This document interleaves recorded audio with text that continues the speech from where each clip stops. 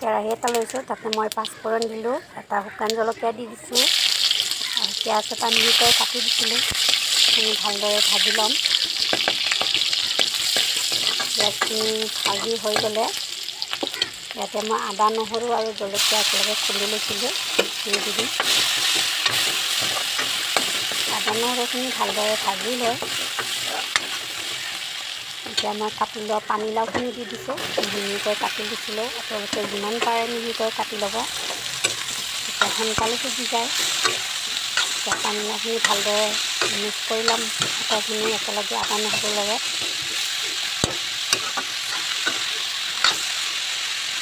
এতিয়া মই সোৱাদ অনুসৰি নিমখ দি দিম। তাৰপিছত মই হালধি গুড়ি দিছোঁ।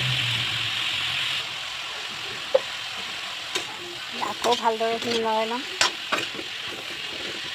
এতিয়া মই এইখিনি ঢাকন দি প্ৰায় 5 মিনিট সময়ৰ কাৰণে সিজিবলৈ দিম।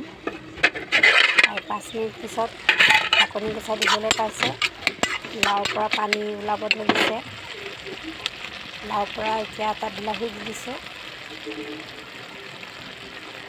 লাওৰ পৰা যিখিনি পানী ওলায় সেইখিনি পানী দি মই লাওখিনি সিজাই ল'ম। এচামুচ জিৰা গুড়ি ইয়াতে দি দিছোঁ আৰু আধা চামুচ কাশ্মীৰী জলকীয়া গুড়ি দি ভালদৰে এইখিনি আকৌ লৰাই লৈছোঁ।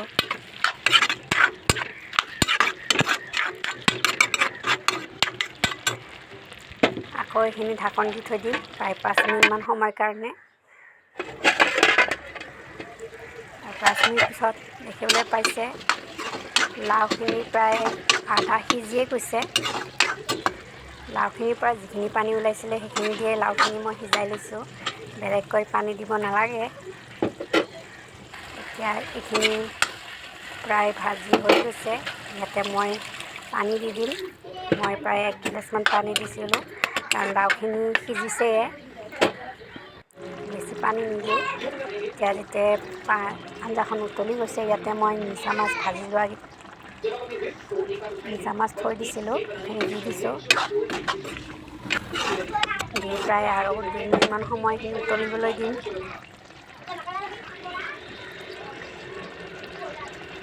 দেখিবলৈ পাইছে উতলি আছে। যদি মোৰ এই ভিডিঅ'টো চাই যদি আপোনালোকে ভাল পায়, তেনেহ'লে লাইক, কমেণ্ট আৰু শ্বেয়াৰ কৰি দিব। আৰু মোৰ চেনেলটো যিসকলে নতুনকৈ আহিছে তেওঁলোকে ছাবস্ক্ৰাইব কৰি দিব।